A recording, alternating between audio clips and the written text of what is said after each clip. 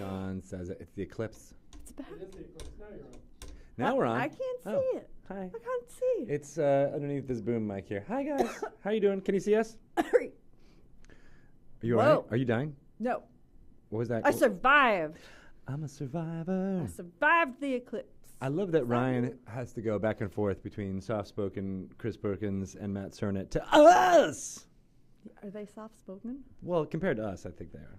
And they're like intelligent and articulate. Yeah, way different than us. Is this from happening? That point. Like, are we? That's it. We're on. I don't We're on the see thing. I don't. Well, you see don't want to us. see yourself, do But you? then I don't feel like it's real. That's true. It's not real. It's No. fake. I don't have. I trust you. We're trusting. We're Trust. trusting right now.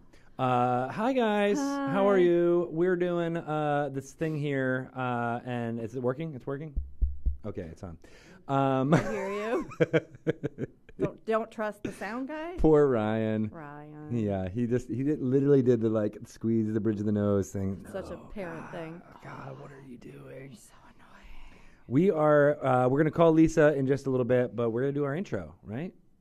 Yep. You ready to do it? Yep. You good to go?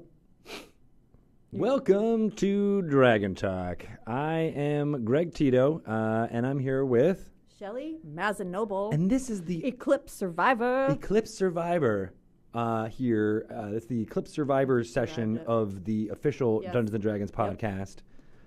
You, in podcast world, are going to be listening to this at a different time. Yeah, probably still talking about the eclipse. Probably still talking about the eclipse. There's a lot of things that happen during this eclipse that people won't know about until a few weeks when you're listening to this right now. So there's an Audrey 2 in New York City right now. Aww. That someone is picking it up and buying it for very cheap, and then they're going to start feeding it little drops of blood. It's going to grow bigger and take over the world, starting in Peoria, I believe, if I remember the musical. Anywho, Impressive. we are going to talk more about Dungeons & Dragons stuff because there's a lot going on. D&D Beyond is out now. Do it. Go to dndbeyond.com. Make a character. Make a character. Make Shelly. Look Make something up. Greg the Barbarian. Gregarian. Gregarious the Barbarian. Do it. Make it happen. Yes, look, all these dice. Yes, I want to get my hands on these dice too. It's important. And there's also pronunciation guides on there, which I think are very cool. That's awesome. Because I learned how to say Sahuagin. Also, the PAX West live show is actually by the time you listen to this, it'll be over. But if you want to go check it out, it'll be here on this Do You Hear D&D Twitch show. I do. It's on September 3rd, 6:30 p.m. Pacific time. It's going to have Chris Perkins as the Dungeon Master, as he's wont to do. A costume made by Danny Hartel. Yeah, I can't wait to see that. And also, there will be Holly Conrad. That's so exciting. I know. I That's can't like, wait. Why didn't we think of that before? Yeah, and now we have. 'Cause And she's the best. There need to be a story reason, and I think Chris Perkins, dungeon mastering both for the Waffle Crew and for Acquisitions Incorporated. Is it her Waffle Crew character? Yeah, it's Oh, Strix. that's cool. Yeah. It's very cool. If you don't know what we're talking about, go check out Acquisitions Incorporated, the website. I think that's .com. It must be .com. They've got a really cool, fun website that's all about like a 90s themed website. So it's got like the revolving GIF, I guess. And then there's the Gliffy. It was like making fun of Clippy. It's funny is what I'm getting at. Go check that out. It's a podcast with Jim Dark Magic and Patrick Rothfuss's characters, Viari. So is he back too? Yeah, he's back too. Very cool. Yeah, so go do that. And if you haven't checked out the amazing show, that'll be happening on September 3rd. Also coming is Dragon Plus in the... Do you know what I'm talking about? The Dragon Plus show. Really good. Oh, yeah. Bart Carroll is going to be doing tomorrow. It's going to be doing Tuesdays while Dice Camera Action is on a little bit of a hiatus. Cool. Mr. Bart Carroll is going to be hosting a show in that same time slot. So 4 p.m. I'll still do D&D news at 3:30 p.m. tomorrow on Tuesdays, and then we'll throw it to Bart. And I think he's talking to Adam Lee about Grunglung, the town settlement in Chult that is populated by Grung. And you might have seen that Grung adventure in Stream of Annihilation that Chris Lindsay ran on Atrix. Okay. And so there'll be some stuff about that. And then, hey, you know what? We might actually be doing a weekly show of Grung playing together on this here channel this fall. Really? Yeah, we're doing it. Chris Lindsay's going to do it. Have a bunch of people call in. Dice Camera Action Style. Should be pretty fun. We'll have more details on exactly when that will be. Dung Grung Lung. Yes. Does everybody just get a show here? You want a show? I mean, We got a show right here. You can get a show. you have your own show. Ryan's too. got a show. Sean's got a show. He's pointing out there. He's going to be playing Dungeons & Dragons, but also Axis and Allies at the same time. We'll make it What? happen. We I can know. do that. Lapad does rule. That's right, Fargonaut. I love Sig Neutron's Lapad. He's like a French grung. It's quite, it's That's good a good stuff. one. It's good stuff. And That that's in seems the cool. Maze Arcana Tuesday nights, I believe, or maybe it's Wednesday. No, I think it's Wednesday nights because that's when Rudy does it. So if you want to know what we're talking about, Wednesday nights, 7 p.m. Pacific time. Lapad is an awesome character. He's playing a grung. It's good stuff. Also going out in the Dungeons & Dragons world, 4th grade Lost City of Omu is reaching its 6 episodes now at this point. It's Mondays, 5 p.m. right after this show. We're going to throw it right to a new episode of 4th grade Lost City of Omu, and that stars Joe Manganiello, Deborah Ann Wall, Dylan Sprouse, Utkar Shambudkar, and Brian Posehn. It's great. So many amazing performers Pretty impressive. playing together, and they're fun. I really do like those guys. Have you seen all those episodes, Shelley? I'm going to grill you. There's Yep. a pop quiz coming later. Every one of them. Every single one of them, because Bart's been watching all of those Yes. to make sure that they are on the up and up. Yes. Up and up. Yep. Good stuff. Yes, exactly. It is. Also, Twitch subscriptions are live now. Speaking of which, Yes. if you're seeing any fun emotes pop up in the Any of chat here on the Twitch channel, you can subscribe for $5 a month and get all those things. No ads. Anything you want is yours. Wait, that's not true. Oh, Watsy Sean. Yeah, we know who that I is. support that. Axis and Dragons. Axis and Dragons. But there's a new issue of Dragon Plus coming soon, isn't That's there? true. Yeah. And yeah, it's right. a very special issue. Because you're in it? Is that why it's special? Well, how did you get that? Because you have a game that is awesome. It's this. Well, can we say what the issue is Sure. about? Yeah. Why not? I don't know. I Do don't it. know if it's like. This is the perfect time to talk about It's it. the special board game issue. Board game Board game issue. issue. And I wrote the welcome letter. You did? Yeah. Oh, I didn't know that. And I have a new photo in there. We did a little photo shoot and everything. Wow. Was it actually in this room? Did you take the photo in this room? Yes. That's amazing. And here's the funny thing. What's the funny Because thing? Mm-hmm. Bart is the editor. So the photographer and I took a picture, tons of pictures. And then there's one that came out like this. This is me. Everybody else, she was just testing. I wasn't ready for the photo. Yeah. And I said, send that one to Bart. Like, don't crop it. Don't do anything. Send that to him and be like, here's our pic for the issue. Ha, ha, ha. Yeah. He goes, this is great. I love it. Thanks. Do you have a high-res version? Like, He didn't even look at it. I know. Well, he said he thought it was a good picture. It is not a good picture. Wait, what was the face again? Do the face to me. I mean, that says board games to me. I don't know. Board. Board Emphasis games. on the board. B-O-R-E-D. Yeah, exactly. By the way, did you notice I straightened up? I'm having better posture now after. We're picking each other up. It's happening. You might have to adjust my microphone. Am I okay now? You're good. I am going to be 100% All I know better is that- posture and less drunk seeming, as per the comments, because I read them. Because we're reading them. 'Cause we Thank you, read Danny. them. Thank you. We try, but we really don't know what the heck we're doing. Anywho, things Danny? yeah, Dragon. Danny's here? Yeah, she is. Hi, Danny. Hi, guys. I was just geeking out about her making Griz's costume, and now I'm nervous. And now she's really here.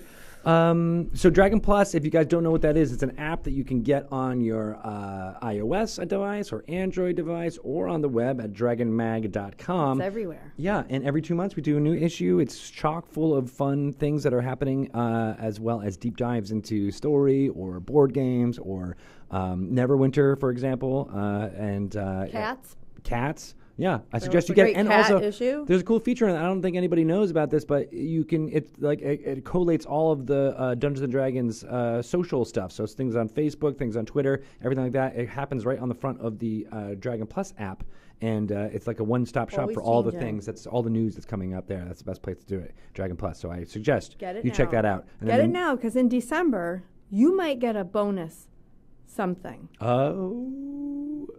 What? that I had something to do with. All right. You are like dropping hints left and right. There are things. Hint, It's a drop, tile, isn't it? It's the eclipse. It's making me Is do it- crazy things. Is it a loot card?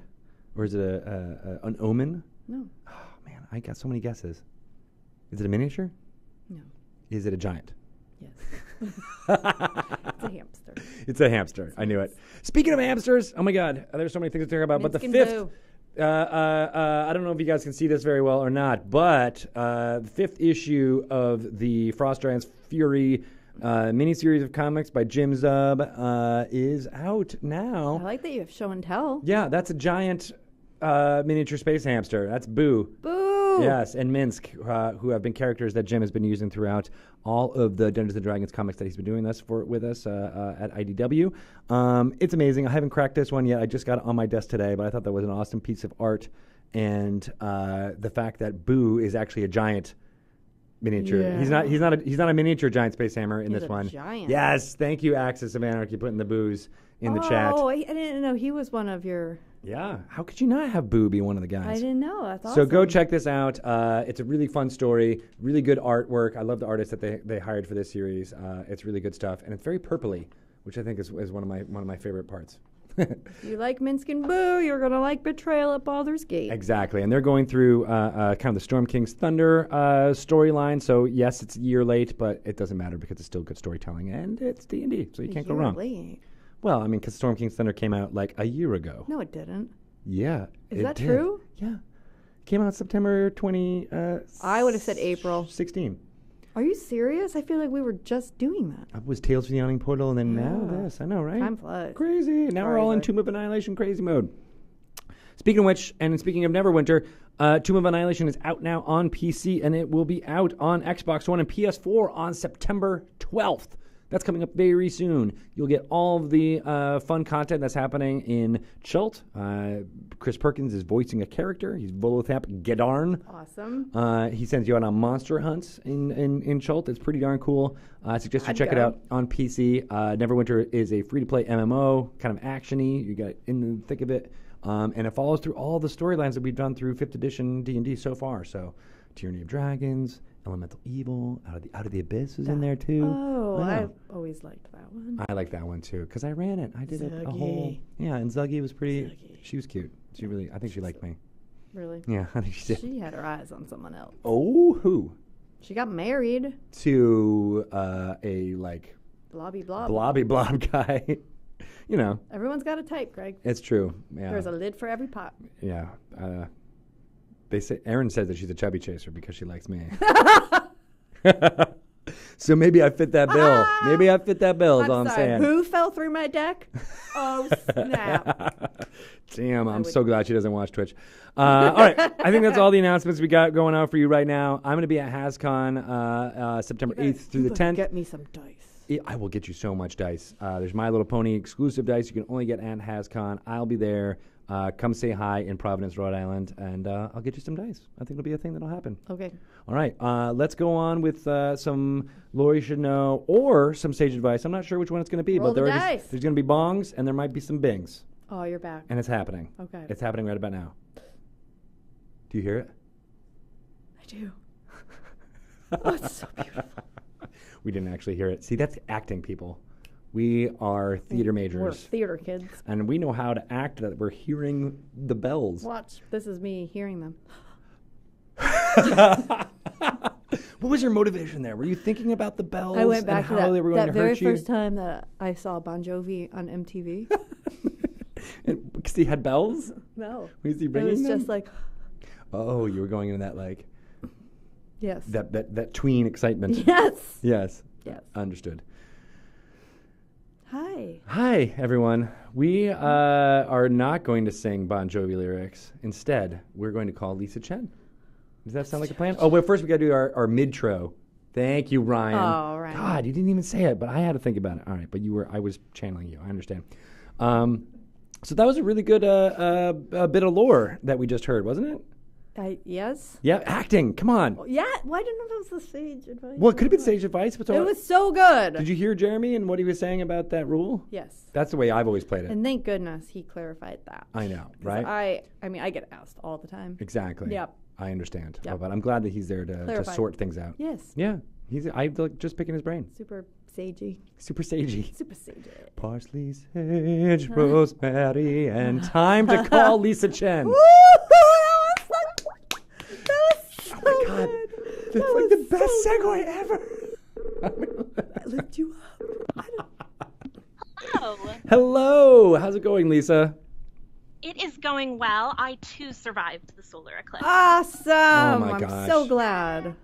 I was worried that you were going to be destroyed, so I'm glad.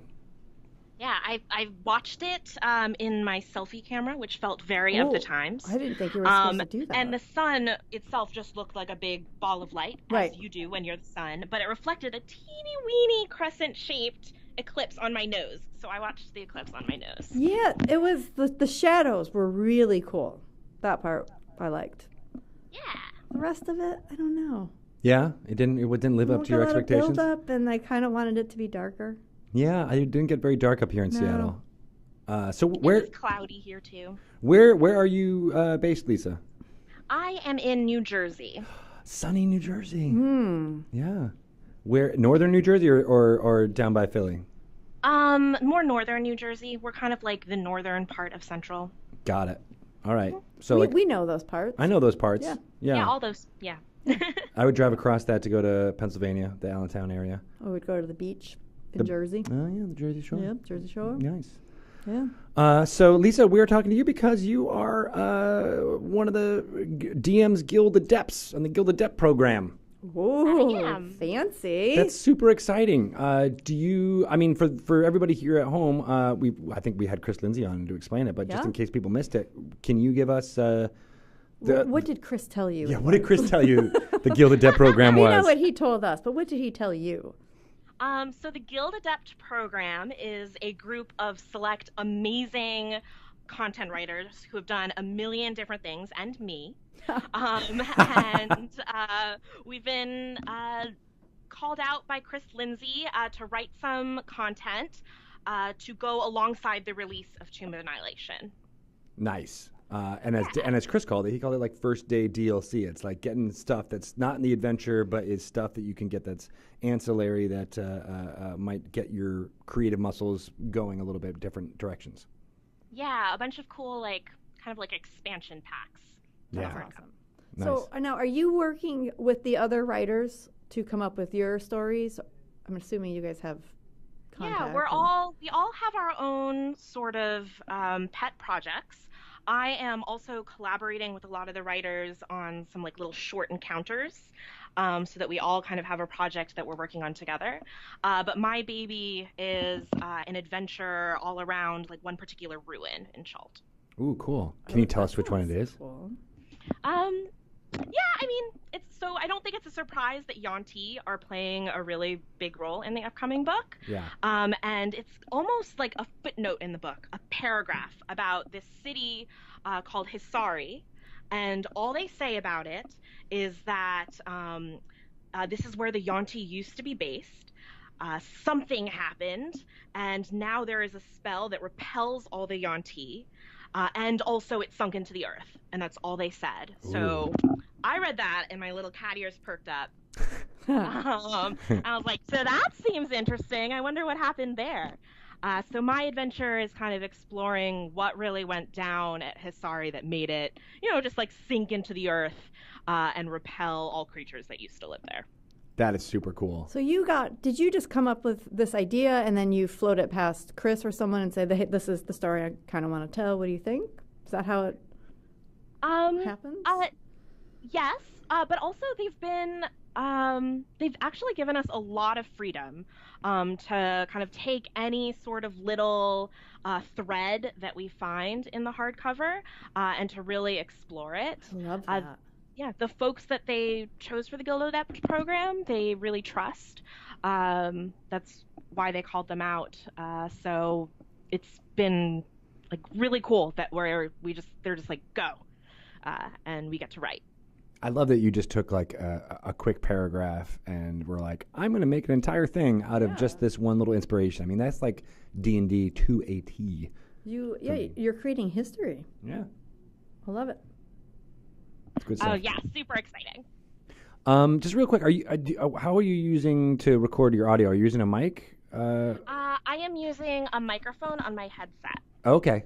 If you could just try to not move the headset as much. We're getting a lot of just touching of the stuff going on. Oh so yeah, absolutely. no worries. And we're going to cut that out because Ryan's very good at editing audio. All right, I was standing and pacing because my cat was like, the chair is mine. Oh. I'm going to face this fearsome beast. Do it. Face it down and Get defeat your it chair. with Get love. your chair back. Defeat it with love. Cats. So, one thing we always like to delve deep into is how did you start playing Dungeons and Dragons? What was your origin story? Did you have a good experience that propelled you into it, or have you always been like a writer and adventure teller? Oh my goodness. So Dungeons and Dragons, like, basically saved my life. So a good experience. Way to slow play it there, right? I had known of Dungeons and Dragons when I was in high school and really wanted to play it. But at the time, it had seemed really complicated and really intimidating, and I didn't know anyone who played, and the Wikipedia article like really freaked me out. What did the Wikipedia article say about there were so many rules. Oh. Coming from someone who, I don't know, I played like Chutes and Ladders, those sorts of board games. It just seemed really, really complex to not have someone showing it to you. So I kind of like shelved it. And it wasn't until actually just 2 years ago, 2015, that I played D&D for the first time and rolled my first D20. Nice. And it was really because that spring I kind of had this complete quarter life crisis, and my entire life went into flux, and D&D kind of saved me after that. Nice. So you're not kidding. Yeah. You really did have a saving impact on you. Yeah. I guess like up until that point, I'd been really, really good at adulting. I had graduated from a really good university. I'd spent 5 years climbing the corporate ladder, and had really checked the boxes of like, I am technically successful. But life didn't really feel like, it wasn't fulfilling. I wasn't satisfied. I'd imagined that life was going to feel much more like an adventure, and reading and stories and writing had always been so important to me, and I wasn't really doing any of that. So I quit my job and I started playing Dungeons and Dragons full time. Whoa, nice. Wait, I want to do that. But you don't do that now? That's not Shelley's life right now. She's like, I'm going to quit what I'm doing. I'm going to quit playing Dungeons and Dragons and play. Oh, wait. No. That doesn't work that way. Okay. So you quit your job. Yeah, I was working in marketing, and I quit, and I was like, I'm going to take a year off. I'm going to kind of explore what I want to do, and I'm actually one of those critters who started playing D&D because she found Critical Role. Nice. Oh. And it was like, it reminded me that I'd always wanted to play. It made it seem so much more approachable. Yep. And I was just like, well, I could really just use some fun. And I mean, I know other people have taken that same sort of leap of faith where they're not happy and they kind of uproot everything and, just jump into oblivion. And like the first month, you're like, I could do anything. All the possibilities are open to me. I can conquer the world. And then you realize you're not like 20 and right out of college anymore. And you're like, oh my God, what have I done? I just ruined my life. I still feel that way now, though. That's the funny thing. Like, morning.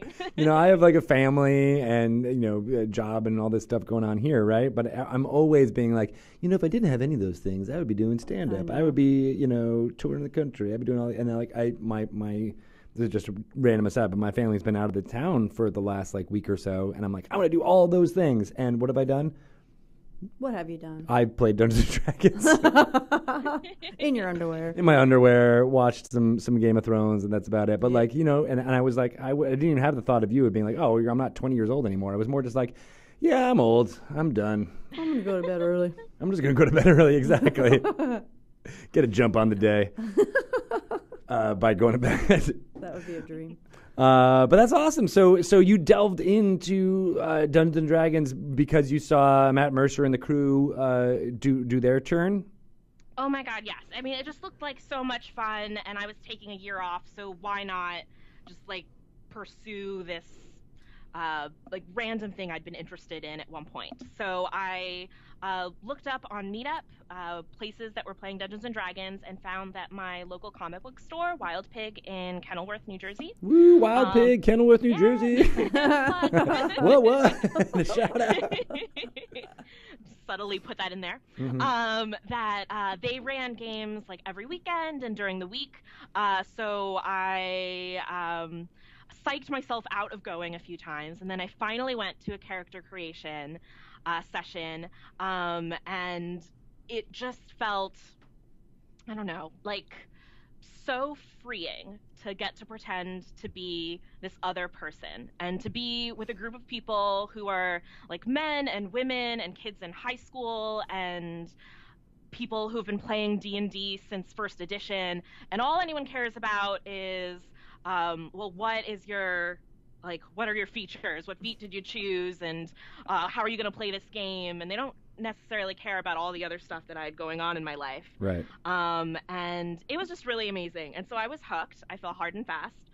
And I played in every game that I could at my local stores. What was that character? What was the character that you created that night? It was Freya Norling, human barbarian, wolf totem, so that people like me, and she was a runaway with a magical axe, and That's she cool. joined. I think it was like a pirate campaign, so I joined a pirate group. Nice. Oh, nice. Yeah, I like that. I like that. You were always going to remember that character now. You always remember your first one, It's true. Astrid. And you've made many since, I'm sure. Oh yeah, absolutely. My favorite though is probably my one-horned tiefling Mercy, who is this sort of like OCD neat freak wild magic sorceress. Oh, neat. I like her. Oh, and that's why your Twitter handle is Lisa Mercy, right? Yeah, Merciful DM. Merciful DM. A lot of people know me as Mercy. Some even call me Mercy. People who've played with me in Adventurers League, that's the character I play the most. Now, one-horned, so does that mean center unicorn what's horned, her? or is that one horn got knocked off? Yeah, like a center unicorn horn. Oh. She was inspired because I found like this picture that this amazing artist did of like a humanoid, like last unicorn sort of deal, and I was like, that is really cool looking. That's my character. Are there tieflings that have one horn? No. You made that up. Does she have a story as to why she has one horn? No story as to why she has one horn, but she is, rather than sort of like red skin, black horn sort of tiefling, she's all white, with white hair. And that's because she originated in the Darkon domain of Ravenloft, where there is a religion called the Eternal Order that is constantly sacrificing people because they're trying to appease the dead and stave off the apocalypse. So she, as a baby, was tied to a lightning rod to be sacrificed, and got hit, survived, so they named her Mercy, and lost all of her coloring. I like that a lot. You should be a writer. You should write that down. That's amazing. Don't ever forget that. I love that. So I'm still really surprised that you've only been playing since 2015, did you say? Yeah, 2015. It's like barely 2 years. And look at her. Look at her. I went to my first con in July 2016, DexCon in New Jersey. Oh, cool. And played Adventurers League for the first time there and loved it so freaking much that I was like, this has to happen at my local comic book store. I have to be able to do this every week. And it started out with like, yeah, I'll help organize and I'll recruit dungeon masters, because I don't DM. And so of course it ended up like I ended up DMing when it started, because I couldn't find anyone else. And so that started my DMing career, and I've been doing that every week since October last year. Oh, wow. That's fantastic. Way to throw yourself in there. Yeah, I mean, it was everyone at the store is like really, really supportive. So they were like, "Oh, thank, like finally you're DMing."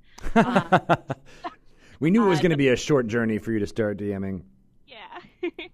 And then from there, also at the con, I'd played my first Epic, which is for those who don't play Adventurers League who are listening, it's like a multi-table mass raid scenario where multiple tables of like as many as like hundreds of players are all playing the same thing and interacting. And that was something that was happening at cons. And then I think it was January of this year. I was like, well, I kind of want that to happen at my local gaming store. I don't think anyone was, or not a lot of people were doing that. So I sort of reached out to the Adventurers League admins to ask if that is please something that I could make happen. Bill Benham was really, really helpful and let me do Nice. that. And so I probably broke fire codes filling people into this tiny comic book store. Had a big epic event. And so I guess I'm mostly known for organizing events in New Jersey for Adventurers League. That was the first one, though. So I was on your website and I saw there's a picture that of like a lot of people and then you and standing in front of this group. Where was that? That one is actually at Gamers Vault, which is down in South Jersey, really close to Philly. And they do a lot of epics because that's actually a store, like a game That's store. a store? Yeah, half of it Wow. is a game store, and then the other half is this humongous event space. Wow, yeah, it looked like a con. Yeah, yeah. So they've got an amazing space there. The staff there is really good, and they have a few like local organizers there who organize a bunch of events and are like top notch.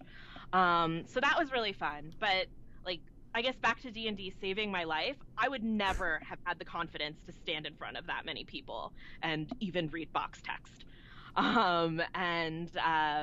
So it's really cool seeing how much D&D has changed the person that I am. That is that cool. I've been able to do that. Right, because there is a bit of like performance anxiety when you do, dungeon mastering or everything, whatever like that. Yeah. But right, you can get past some of that by just repetition, even by what you're saying. You did it every week since last October. Like after a while, you're like, oh, I know how to do this, and you get comfortable with it, right? And that's part of what makes it work. So yeah, I totally know where you're coming from. Where I would be paralyzed with fear standing up in front of those people, but if you're like, oh, I'm doing something that I know, Yeah. it's way easier. Yeah, absolutely. And I mean, I'm lucky that I've gotten to know a lot of the community here in New Jersey. So it's almost like seeing family when I do these events. And Oh, that's cool. I forget I was talking to someone recently about like my favorite parts of running epic events, and I actually really like setting up the tables. I imagine that's what like setting up wedding tables is like, because I get to know like this particular player and they really like role play, so they would like this DM and they really get along with these people, and like you could introduce new people.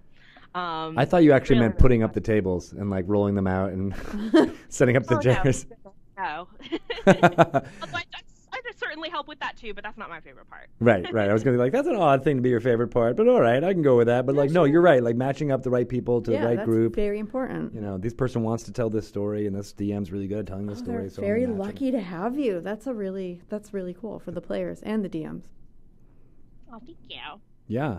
So, I'm interested in just figuring out, like, what you could say to people who may watch us here, may watch, Dice Camera Action, or might watch Critical Role, and have not yet taken that leap into playing. Like, what advice would you give to someone who's at that crossroads and may want to try Dungeons and Dragons, but hasn't yet taken that leap of faith? Oh my gosh, just do it. Like, stop listening right now and go do it. Stop watching us right now. Pick up your PHB. Do it. I mean, I knew someone who only played games online because she was so terrified of going to her local store and meeting people. Yeah. And I really loved my online games, but there's absolutely nothing like sitting down at a table with people and playing Dungeons and Dragons in person. And I think the thing about Dungeons and Dragons, at least my local community, is that it tends to attract a lot of people who are misfits, people who maybe feel uncomfortable in their own skin for one reason or another. Right. So if you feel that way, you're not going to be the only one. In fact, there's probably going to be a bunch of people who go out of their way to make sure you feel comfortable and make sure you stay, because we just want more people to play, because then you could eventually DM, and we need more DMs. We do need more DMs, that's for sure. What about advice for those DMs? If somebody's thinking about being a DM, but they're maybe a little timid. Shelly Mazanoble. Asking for a friend. Shelly. Yeah. You should try it. My first DMing experience, I thought, this is going to be so easy. I've played so many games. Bam, grab a level 20 homebrew adventure off the internet and do that. And it was awful. And I got halfway through, and I was like, mortified. It was so stressful. There were so many features. Someone played a druid. The level 20 capstone is like, just do whatever the heck you want. Wait, so you started with the highest epic level adventure? I thought, like, well, my friends, I'm playing with friends. We never get to play level 20, so how hard can it be? Oh. It was really, really hard, so I don't recommend doing that. After that experience, I was like, I'm never DMing again. And some time passed, and I went to some conventions where there were a lot of really great DMs, but then there were also some DMs that were just, okay. But I still had an amazing time because of the way the adventure was written, or just because of the other people around the table. And so I thought, I could at least do that. And that weirdly gave me the confidence to be able to try it again. I would definitely try, like, if you're into Adventurers League, I really like the intro adventures to each season. They're usually like 5 mini adventures for like levels 1 through 2, and then each one kind of builds on. Like the first one's a really basic encounter, and then the next one might incorporate a puzzle, and then this one has a combat, but there's like some sort of like trick to it. Mm-hmm. I really recommend those if you're like really, really nervous and want to try something easy. And those are like bite-sized too. Like they're 1 to 2 hours at most.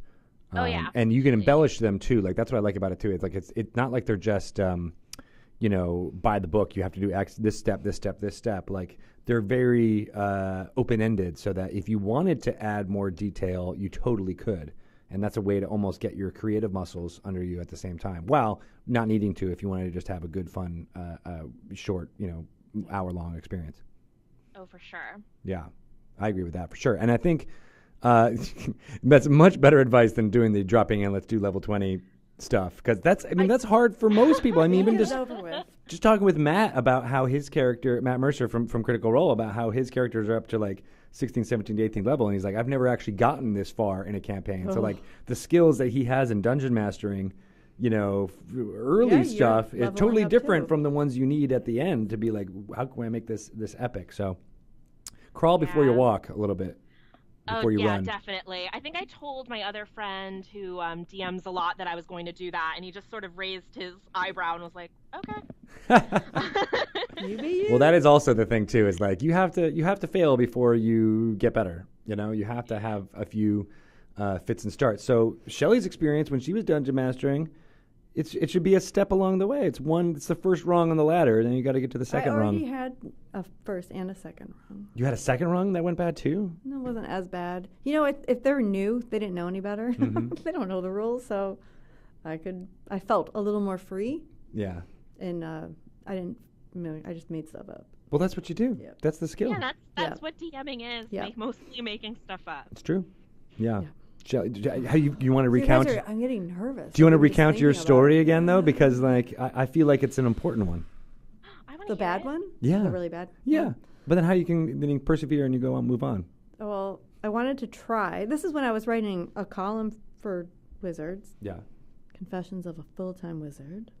And I wanted to be a dungeon master and write about my experience, like how fun and easy and cool it would be. And I think I took a pre-existing adventure and then just kind of flavored it of my own. Yeah. And like they were saving puppies or something. The party was. But I was playing with, I can't remember everyone who was playing. I think Chris Youngs was playing, maybe Bart. But people who were like very well skilled in D&D. Okay. I think like other R&D people. Uh-huh. Because honestly, I thought I was just going to nail it. Like all the DMs I've ever had have been very good. They'd make it look easy. Yeah. So I thought, well, how hard can this be? But I was also extremely prepared, or so I thought I was, but I was only prepared for one possible outcome. And the minute that somebody took a left and I thought they would take a right, I was like, I don't know what's happening. I have no idea. I don't. What dice do I roll? I mean, I was about to just flip the table and go home. It was awful, and I could tell like they were like, oh, this is really bad, and they were just had like these little sad faces, like, we're sorry, we are like using our lunch to play with you, and you're really ruining this for us. Not really, but it was like they did look like they felt sorry for me, and then that made me feel even worse, and I was just like, I can't ever do it again. I'm never going to do it again. But I did, because I think I still had to write an article about it. You still had the homework to do. I still had stuff to do. I had to turn something in, and then I went into the second session with the same people without preparing. I was just like, I don't care. And it was so much easier because I just like, I don't know, open that door. I don't know. What's in it? Yeah. Yeah. And then I just kind of had a little more freedom, and it was a little bit better. But that sucked. But then it still sucked. The second time, I DM'd for women that were around the office that had never played before and wanted to. Yeah. And I thought, okay, fine, this will be easier because they don't know anything. But there's still a lot of pressure when they're new people. I was feeling like this is their intro to D&D. Right. I could ruin this for them. I could give them a very bad impression. If they don't have fun, they might not ever come back to D&D. So there was that. I just added that pressure to myself. But it was actually really fun, and they did want to keep playing. It was meant to just be a one-off game, and they're like, we should do this again. And I think we did have like one or two other games, and then it kind of fell off. But they were fighting the Kardashians. I can get behind that. I remember I was like telling Mike Merles this or something, and he was like, wow, that is super cool. And I was like, that is super cool. He knows who they are. And he thought I was talking about the Star Trek. Oh. For like one brief second, Mike Merles and I both thought each other was really cool. And then we were like, oh, no, wrong. Oh, wait, no. Wrong group. The Kardashians. Not the Kardashians. I was so surprised you knew that. I was like, I was so surprised you knew that. That's awesome. But it was fun. Yeah. So, I don't know. Maybe one day. Yeah. There is a lot of pressure. I had to teach my wife for an article that I was turning in. Really? I had one experience where I was dungeon mastering for her and like 3 or 4 other people that were theatery people. So I thought they'd be good introductions for her. For sure. And I feel like I screwed that up. Like that was not Why? as fun because of the same pressure. Like I thought I was. It had to be. Yeah, had to be like one chance. This is my one chance to give it because my wife is not a Dungeons and Dragons player at all. Like she likes to play games, she does her Candy Crush and some other things, but she just doesn't like she's not as into the fandom of like fantasy that a lot of other people are, right? So I had to get past that part in her, and then past all the other like gaming part of it. So I put a lot of pressure on myself, and I think the answer to what we're coming here is don't put pressure on yourself. Don't even prepare. Don't even prepare. It's the best way to do it. Yeah. Yeah. So I mean. But you're a good DM now. You DM all the time. Yeah, and I think I wasn't as confident in my abilities back then. Do you prefer to DM for people who have experience with D&D or less experience? Either. You don't care. Doesn't really matter. Okay. Yeah. What about you, Lisa? Do you have a preference?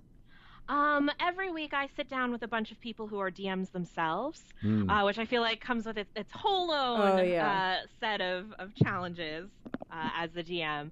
I like both. My normal table have played a lot of D&D, but my favorite thing is when a bunch of new people show up and you get to watch them start out like being like, is this the die that I roll? And being really, really shy. And then like in a week or two, they're starting to role play and describe their kills. Yeah. Yeah, that is the best. Do you ever fudge the dice so that the new people kind of get like something victorious and cool happens to them? Oh my God, you're asking me that question, and I have people who sit at my table. Never. In the chat. She has never done that. So I never ever do that. Not for the people who are currently the in dice chat. rolls are sacred. I agree with that. I've cheated. have. None of the people who are in your Dungeon Master thing are in the chat, DM'd so for you my can. parents. Also for an article once. They You had fudged no the idea dice? what Dungeons and Dragons was. Like, could not grasp. My dad kept going, "Where is the board? Where's the board?" I was like, "In your head, man. It's in your head." That didn't clear it up for them? What? That didn't clear it up for them? Well, we actually had to play a game, and they were like, finally were starting to understand it. But my mom wanted so badly to hit something. She kept rolling really poorly, and I just pretended like one of my die rolls, like it was not as good as the roll that I rolled. And I was like, "You got it. You did it. It's great. You hit him." She was like, "Yeah. Well, I wanted her to have a good experience." And then she's high-fiving. She's going all around. She's like, She I did it. My dad was like, "I don't like the sight of her. Why is she so aggressive?" Oh, my gosh. Your dad's like, I don't want her to win. He was such a pacifist. Like, he was just like, "Why don't we just talk to these guys?" And she's like, "No, they have swords. I want to kill them all." I love that. I love that you're getting into the psyche of your parents based It was on how really they. weird. My how dad they- was like, "I'm just going to talk. That's all." Oh my gosh, that's awesome. Yep. Yeah, so I agree with you, Lisa, that we need more dungeon masters out there. So I'm so glad that like people are picking up the the player's handbook and getting into playing more. And then I'm hoping that people like you like make that transition early into like, there's this whole other world of running games for people that is just as rewarding, if not more so. Oh yeah, I mean, there's absolutely like you give a lot as a dungeon master and Yeah. as an event organizer, but you get so much back. I've had so many people who have come up to me and said like, "Thank you so much for running our weekly games, for organizing the events throughout the state. Like, I don't really feel like there's a place where I belong, except for when I get to come in to Adventurers League and play D&D, and that gives me confidence in other places in my life." And that's certainly the experience I had with D&D. So Yeah. That's good. that I gave that to someone else was really, really rewarding. Right, because it's almost like I don't want to say like a fatherly or a motherly or like a parental kind of thing, but it does feel like that. It feels like you're life coaching someone Yeah. without life coaching someone as a dungeon master, right? You know, and 100%. I mean, I call my dungeon master D and Dad. like I'm going to talk to my dad about this problem in my life, but I really want to find out what my D and Dad has to say. That is awesome. That is cool. And we talked to, Adam and Adam from the Wheelhouse Workshop about how much they use Yes. that to work on social skills and things like that. And so, it's true. yeah, I mean, it's so crazy how it has gone from my mom thinking it was an antisocial thing to it being, part of how to bone up on your social skills so you have friends. Right. I know. Yeah. It was always the weird thing, that the stereotype that people were like, "Well, you play D&D, you must not have any friends." And you're like, no, it's Like, all about you having have friends, to have friends, you dummy. right? How many more people have you met, Lisa, that you would never have met if you didn't start playing? I actually met my boyfriend of 2 years, What? who I now live with. He's one of my early dungeon masters. Oh. So He's really not the one you impacted called my D&D. life there, but also many now are definitely going to be lifelong friends who I've met. That's awesome. He's not the one you call D and Dad, though, right? Oh God, no. Not that that'd be a bad Ew. thing. I just want to make sure. To each their own. Yeah, But exactly. we gotta go. Bye. But I love that. I love that, like, people who were kids. I mean, it's that Stranger Things idea. Like, the kids, they have the super bond, and then they're going to have that bond, forever Yeah, going forward. They do. It's nuts. And I then, mean, it can be like random people you wouldn't meet otherwise. Like I've met like people who are much older than me, much younger than me. One of my favorite D&D folks is like this kid who's in high school, but so mature, and he's just one of the adventurers in our group. Yeah. So do you have a thing that you gravitate towards when you're playing? Like, as a dungeon master, or is there stories that you like to tell? Are those some of the ones you're delving into for what you're making for the Guild Adept program? I definitely really like adventures that have murder mysteries in them. Oh, yeah. So some of my favorite Adventurers League adventures have been like The Artifact, Cloaks and Shadows, things that have an element of mystery that you're slowly unraveling. Now that I don't think I did it on purpose, but now that I'm saying this out loud, I'm realizing there's definitely lots of elements in that in my Hisari project. Ooh, cool. Yeah. Have you ever done any of those murder mystery places that you go to? I've not like gone to a place, but before I played D&D, I throw a really good murder mystery party. Oh, really? Yeah, yeah. It like I hadn't really played any other role-playing games or LARPs or anything, but I really like murder mysteries where you ahead of time send everyone their personas, and then they have like a list of clues that they know, and people like come in all dressed up, and you just like chat like a cocktail party, and halfway through someone dies, and in talking to everybody in character, you kind of unravel what actually happened. Yeah. Super fun. I want to do that. I had never actually done one of those, but I've heard of them, and I wanted to do them for a long time. But I'm surprised you haven't. I've been fascinated with the idea of melding the two, like having a D&D murder mystery dinner party happening at the same time. So like it wasn't just the social aspect, although that's a big part of it, but everybody, like the personas that you're talking about are, Bob the Bard, and they're all like D&D characters,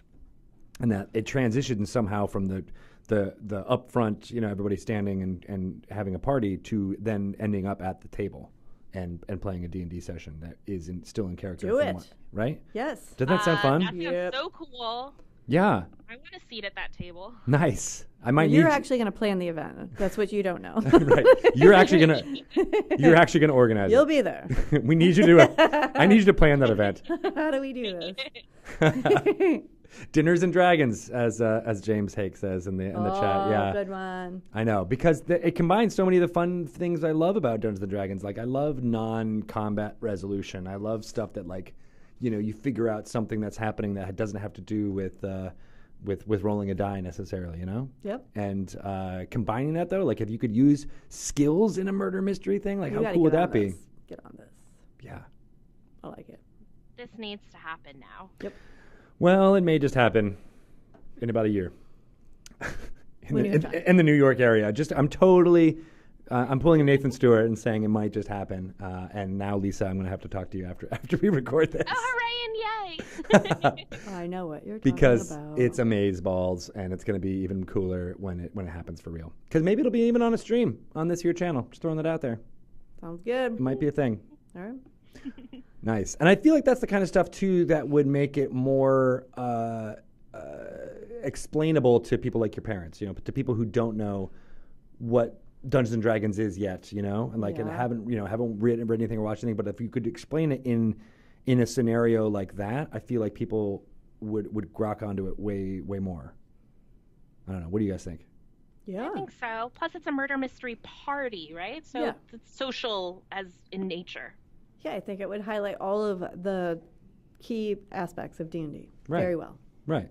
The role playing, Yep. the feeling like you're being Social. someone else, you're Yep. being social, you're working on something together. Yep. Yeah, it gets all that across. Murder, The drinking, for sure. all of the most important things. So Lisa, how can people find out about what you're doing for the Guild of Debt program? Where can people go, or talk a little bit about when that stuff is coming out? It's September 8th, right? Yeah, so Guild Adept projects are hitting the DMs Guild September 8th. And my projects will be the Hisari adventure, and I'm also contributing to the kind of package of mini adventures and encounters that we're all releasing together. Sweet. A lot of I've been following everyone else's projects and just kind of eavesdropping on their group notes, and they all sound really, really cool. So excited. Hope more folks come on to chat about what they're doing. Nice. Yeah, they totally will. Maybe not before September 8th, but as the fall goes on, we definitely want to highlight what you guys have been working on. And I love that idea. I love that idea of getting okay, you're going to have their book adventure that you can get from your local game store and play your Dungeons and Dragons Adventurers League stuff there. And then if you're like, oh, I want a little bit more. I want a little bit more of a taste. DMs Masters Guild and people like you, Lisa, have the stuff ready to go right at the bat that you can use to spice up your game and make it a little bit different. Cool. Yeah, it's going to be awesome. Very cool. How can other people find out about you personally? Are you on the socials? What's your website? My website is lisachen.com. That's Lisa with a Y, LYSACHEN.com. I'm on Twitter as Mercyful DM, MERCYFUL DM. And in addition to the Gilded Ep stuff I have coming out, I'm also writing one of the season 7 adventures, which I believe is premiering in November. Really, really excited for that. And I also have one of the Roll Initiative's created content sagas. I'm writing one of the adventures for that, which I believe also comes out this fall/winter. So some people in chat were saying, I can't find Lisa in the DMs Guild. There's going to be a whole heck of a lot of Lisa coming really soon. Yeah. Nice. Oh, I like Murder, She Rolled. That was good. Oh, Murder, She Rolled. Good one. That's Caffeine it. Elemental. I love it. We're going to do I that. like your handle, too. We're stealing it. Yep. That's awesome, Lisa. Thank you so much for calling in and chatting with us. We definitely want to pick your brain some more. We didn't even get to talk about your floral design. No, we didn't. Oh, and your craftiness. Day job. I design flowers. They're beautiful. Love them. Real life druid. Thank you. You genetically designed flowers? In a lab. In a lab? Math scientist, yeah. Poison Ivy, here she is. Awesome. Well, very cool. Look for all of the Hasari adventure on September 8th in the DMs Guild. But until then, look up everything that Lisa's doing. Yep. I like it. Thanks for having me, guys. Thank you. Thank you. And I'll be in touch about Murder, She Rolled. Love All right. it. TM that right now. Yeah, it's trademarked. Sorry, Caffeine Elemental. We're stealing it. All right, take it easy, Lisa. Bye. Bye. Oh my God, she's awesome. I don't want to go Dungeon Master like right now. Like that's what she does. She inspired me. Can't get over the people who just learn 2 years ago, first time playing, and now they're writing adventures. That's awesome. She's writing adventures. Like a lot. Yeah, like 5 different projects she's got going on. Plus she's running events. Putting all of our work to shame. I see big things for that girl. That's true. Yeah. It's going to be nuts. As we were talking, I kept thinking like, oh, she would be really good for something.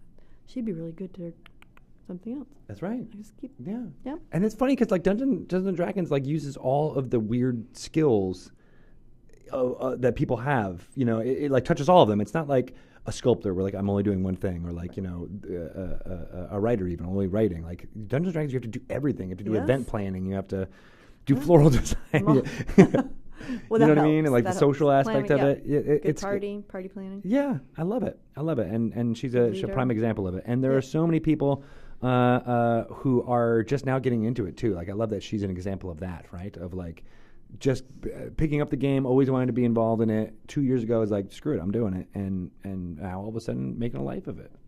Yeah, I like it. Like it. You should be doing more with your life. You're not doing enough. You're trying to get me to quit my job? I think you should quit your job. Quit my day job? Quit your day job and just go all in. All in, Shelly. I think you can do it. I don't know. I want you to Dungeon Master. Can I be in your game? Yeah. All right. It'll just be you. Yeah, just me? Yeah. All right. We'll do it here. Yeah, in the right studio. now. Roll. I died! Best Dungeon Master ever. Done. Oh, my gosh. So in case you didn't get all of the announcements at the beginning of this podcast, we're going to give you a few more right about now.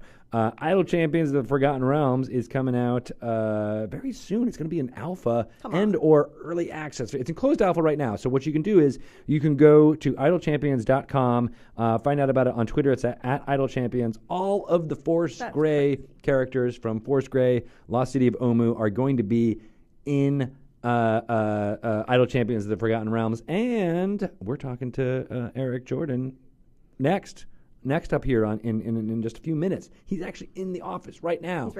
He's right next door. He's inside. Feel his presence. He's inside the building. And so we'll talk to him. And of course, those of you listening to this, you can listen to his interview next week as we delve deep into what exactly Idle the Champions of the Forgotten Realms is. But it is an idle game in which you send your adventurers out on quests. They kill monsters, they collect loot and XP, and it all happens in real time. So you can send them out and then go walk away for a while, do your job, go back in and check in on your game, make some optimizations. Like being a parent. It's like being a parent. It's exactly like being a parent. Go forth, Bring me the loot. Right. I'll check in every little bit and be like, "Are you dead yet?" No. You've been Okay. quiet You're for fine. like 3 days. Okay.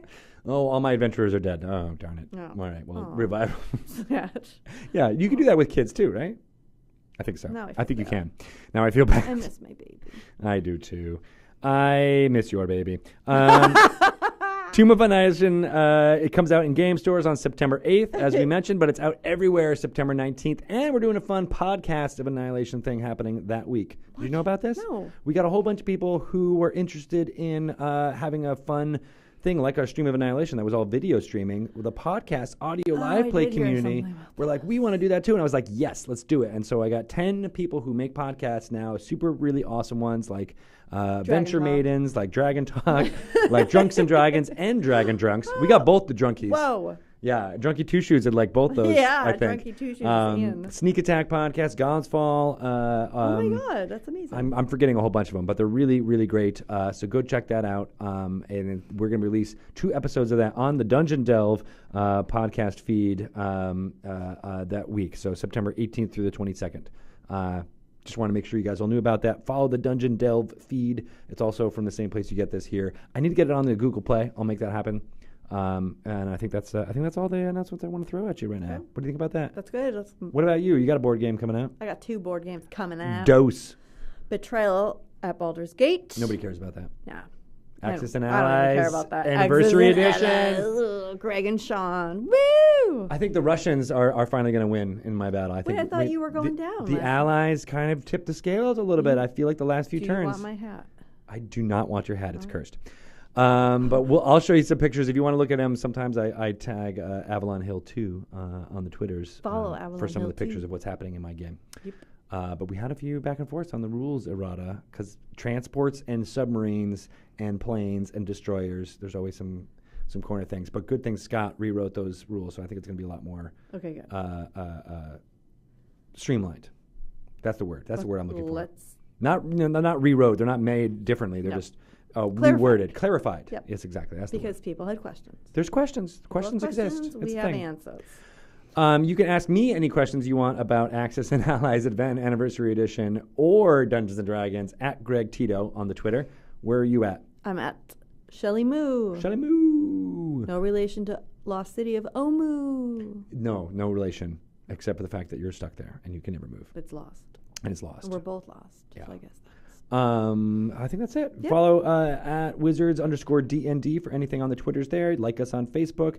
You can also find out anything about Dungeons & Dragons at DungeonsandDragons.com. A website? The website. Oh. I know, right? And of course, download Dragon Plus right now. Yeah, hurry. Get it onto your before phone. that issue, the board game issue. Exactly. That's coming just in a week, I believe. Next week is the next issue, but there's lots of fun stuff in the previous issue and all the issues that we put out for the last 2 years. There's a lot of previews and sneak peeks of Betrayal at A Baldur's lot of Gate in maps, a lot of there. adventures that you can download in there. It's Get it, chock get full of it. Dungeons and Dragons goodness. If you don't have it, I suggest you at least try it out and download it and see what's in there too. Yep, it's free. Alrighty. And don't forget, Dragon Plus, the show is happening. Starring Bart Carroll. I just scared happened? myself because this thing hit my lip. And I was like, what's on my It's lip? a mimic! It's Be careful. literally, I thought it was like a bug on my face. I forget what I was pitching even when I was. Bart Carroll Show. Oh, Bart Carroll Show. Yes, Tuesdays, 4 p.m. He's taking over the Dice Camera Action time slot for now until it's back. And he'll be running with Adam Lee talking about Grung Lung tomorrow or Tuesdays. All right. You guys are the best. Bye. We're out of here. Peace out. Bye-bye. Thank you.